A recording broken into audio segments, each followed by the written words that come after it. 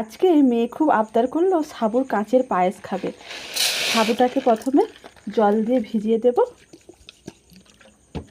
আর একটু লবণ দিয়ে দেব।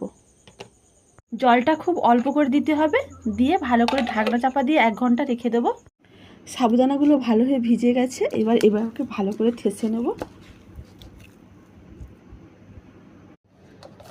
সাবুটা এইভাবে ভালো করে থেসে নিয়েছি।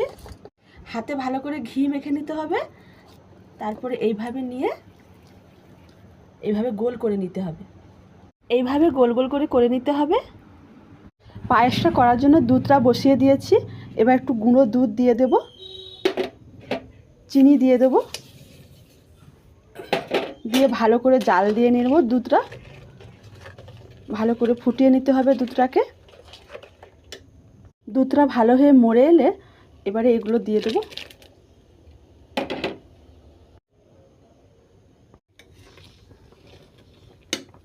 সাবুর পায়েসটা হয়ে গেছে।